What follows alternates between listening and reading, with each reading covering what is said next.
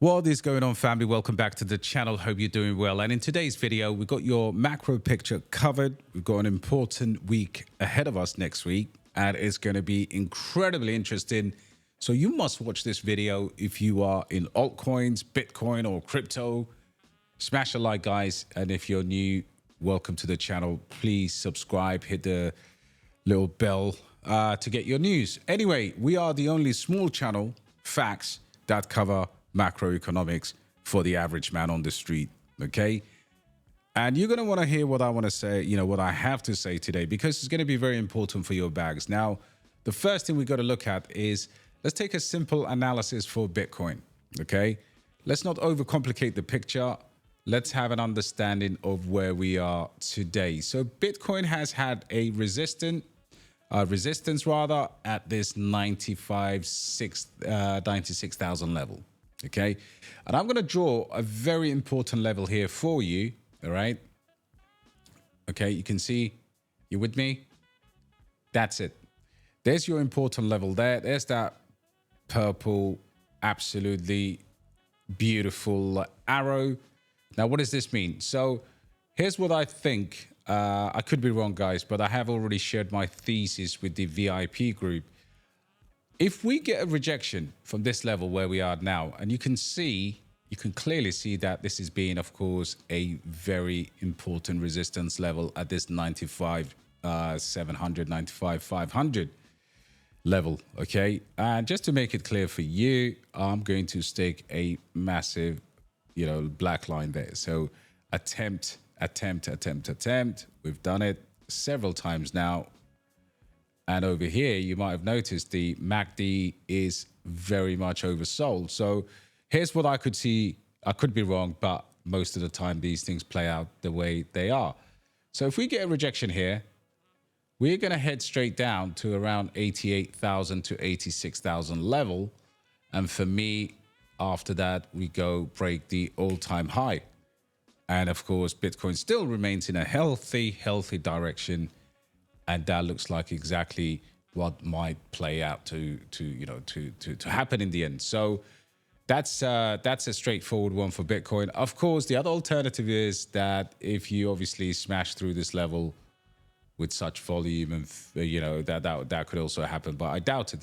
Things are looking slightly oversold here, looking weaker. If we get a MACD cross here, we are definitely heading down. But hey, heading down to 88 to 86 to sweep liquidity is healthy for Bitcoin moving forward. So let's get that out of the way. The other thing is, you guys are probably asking about Ethereum. What the F is going on with ETH? Why is ETH so sluggish? Well, ETH is actually building up huge liquidity above these current levels and at around 2,100. Okay. So ETH could absolutely reverse and go absolutely insane and pick up that liquidity. But for now, the bears are in control. Okay. But I wouldn't be surprised on the long term. ETH is very much oversold asset.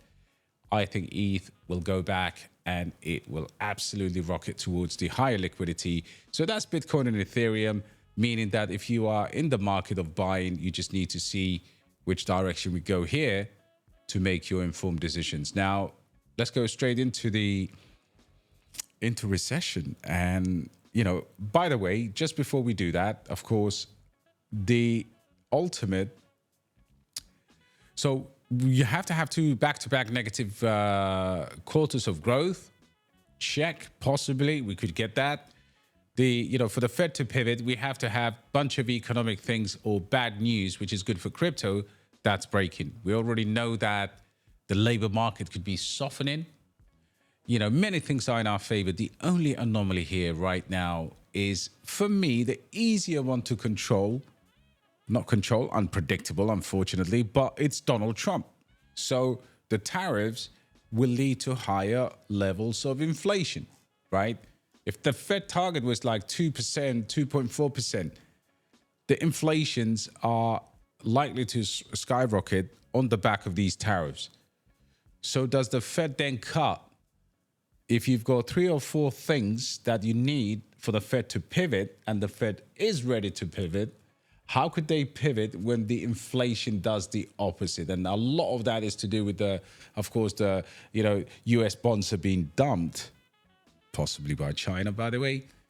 But for me, I think it might be a manageable thing for the economy, because if it's fixed by Donald Trump tweeting that he's no longer going to levy this tariff, or he's got this pause or whatever, I think the markets go insane, right? So it's probably, from a technical standpoint, it's probably a lot harder to achieve all of the other macro breakups in an economy than it is for Donald Trump to tweet something about his own economy. So far, he's blamed everything on Joe Biden. And I have actually done a very good piece in our VIP group. It is a must read for every single member, because that gives you kind of like where we are. We are at a stage where an emotional decision from one man could reverse the course and, of course, put everything else that's breaking together and put it in our favor. The Fed then does what I posted in my article, which is the potential 4 rate cuts this year. Okay, so just bearing in mind that the 4 potential, of course, JP Morgan predicting here, but just bearing in mind 4 potential cuts are not guaranteed. Not even 3 is guaranteed. All right. So JP Morgan Research now expects Fed to start easing in September, with further cuts at every meeting thereafter through January 2026. So what basically these guys are saying is the Fed will start cutting in September. And there's those that argue that the Fed will have to act sooner and will have to start cutting in September. Remember the anomaly that I talked about? So even with the latest step back from the draconian Liberation Day measures, what remains still enough to push the US and China, and thus likely the global economy, into recession this year. So we're talking about mega recession globally, right? Because of these tariffs. The only main issue right now is the tariffs. Okay.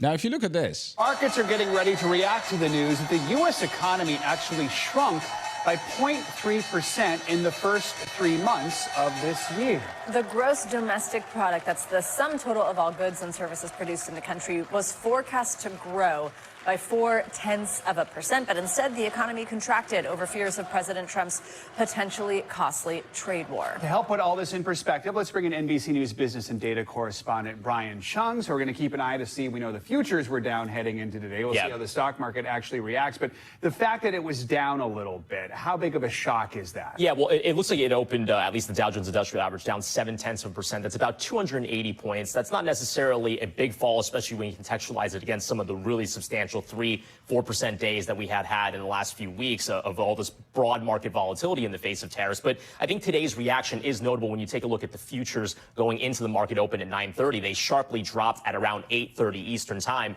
when the Bureau of Economic Analysis released this report on GDP. This is a measure of economic growth. And they said that in the United States, the pace of growth for the first 3 months of this year, ending March 31st, was a contraction of 0.3% on an annualized basis. Now, I want to point out a contraction of 0.3%, especially when you consider that's an annualized rate, isn't necessarily all that bad, but it is the first contraction that we have seen in a while. And it does have some worry that if we get another consecutive quarter of contraction for the second quarter of this year, that would amount to the kind of unofficial definition of a recession, where you have 2 back-to-back quarters of economic contraction.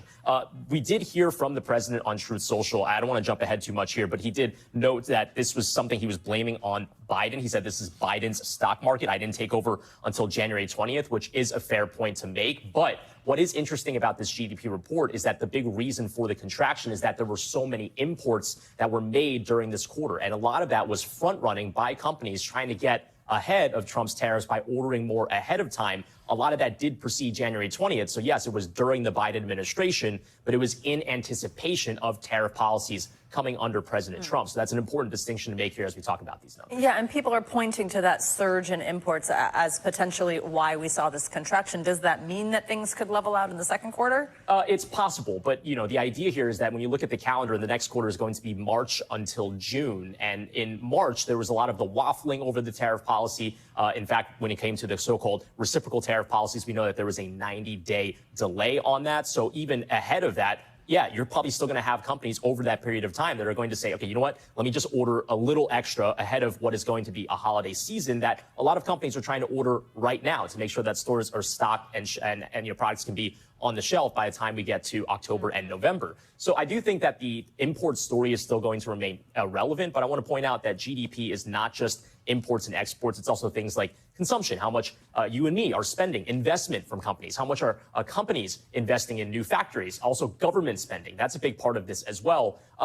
Based off of what we've seen so far, again, it's only been an hour since this report came out. Those other measures seem to be pretty strong for right now. It really is the imports that was the main drag that took us into the negative read for this quarter. Keeping an eye on all. Well, so there you have it, guys. And of course, going to our cryptos, just to summarize the macro picture, guys. Honestly, if you think about it, imagine this was like going into holiday season, not only the summer, but also like, towards Christmas and the New Year this year in the United States with these kind of, so in my opinion, I think these tariffs will be the last thing to fall and to be negotiated on. So I'm asking every single one of you actually to prepare for the long haul, in my opinion. Get where you can get quick wins.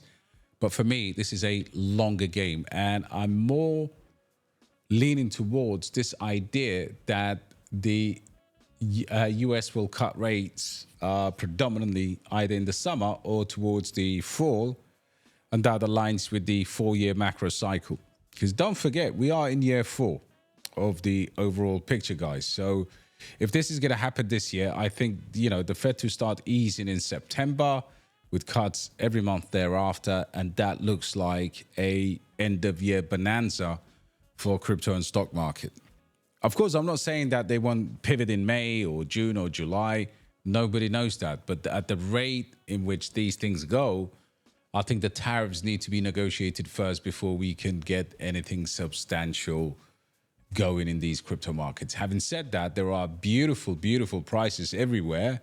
And of course, some things have run more than others. And of course, we know about SUI. We cover that every day. Tau, 4% for the week. What else? We've got Kaspa here, negative for the week. But overall, 24 hours, 2% up. Kaspa does have that huge resistance. And then you've got Render here, 2 billion. So these are the $1 billion clubs. In my opinion, Sonic has actually got, what is it? 1.5 billion, 97 million in terms of volume. But look at the Render volume here. 230 million, bigger than Tau, bigger than Kaspa. Of course, Sui has 1.5 billion in terms of the volume, which is huge.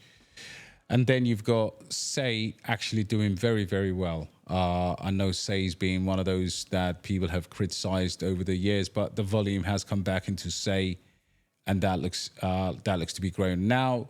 Aerodrome up to 500 million in terms of market cap, 42 million. And of course, you've got Beam growing 13% over the year, XLR 18%, 360 million. And then if you look at this Aether here, 31 million in terms of volume, the pretty much, prices remain flat. Echelon Prime here, 14% up. Again, 9 million in terms of volume. And of course, you've got Toshi here, 10 million in volume, growing 9%. I'm not seeing anything absolutely insane. Cubic here, 3 million volume. Actually down. Cubic is down from the, from the hype of the transactions. Because technically, Cubic is now the fastest transaction per second in crypto. And look at this. CETIS has grown 45% in the last week. Of course, the Lithium. What else have we got? GeoNet, actually, the volume here has completely fallen off, which is absolutely incredible. Pinlink, 13% up, $58 million. What else have we got? Devi's volume is the same as GeoNet. Pinlink actually 1 million in terms of that. 16 million for Solidius aitech, and that was a very 42% recovery. Okay. And then, of course, you've got, these deep into projects like Orki, no volume at all. Chill Guy actually has had a very good volume this week of 51% growth as well, 15 million in terms of volume. That's absolutely humongous. Chill Guy went from $1 million or, you know, $7 million, wherever it was sitting. And then if you look at, for example, alephium here, alephium's volume is still very, very low, but alephium looks like it's found the bottom at 32 cents. Okay. Parcel up 30%, notable. Kai Network really struggling at minus 12% for the week. GFAL is flat. Lofi, no surprises that Lofi's down 15%. A lot of people taking profit, but still $28 million. And of course, the market cap is still only 28 million. This should be $1 billion project.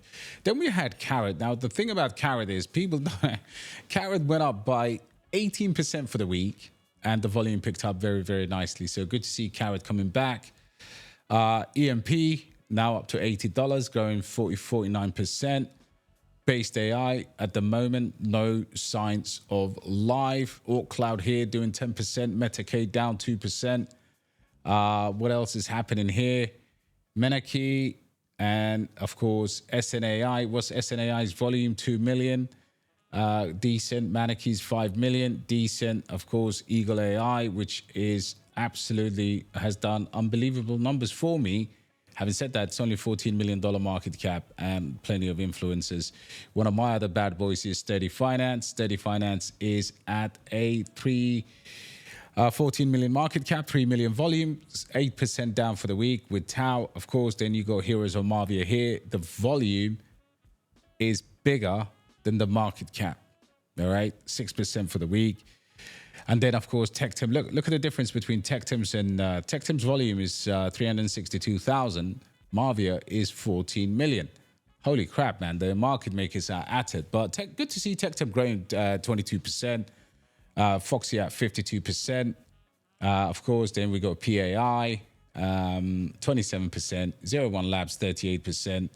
Of course, and then notable ones, you know, Mintlayer's not really done nothing there, but Moon Tropica up 14%, Animoca 46%. So yeah, things are things are kind of interesting right now. That's all I would say. Vapor there on Hyperliquid, absolutely down to $1 million market cap, and of course you've got Bitcoin's strategic reserves here completely falling off here. So all in all, guys, we still don't have Monad as well, but that's a snapshot of where the market is and genuinely the stuff that I tend to talk about anyway. So yeah, smash a like anyway. This has been a very informative video, and please just remain neutral because the markets will pick up and I'm anticipating for a large exit towards the end of the year.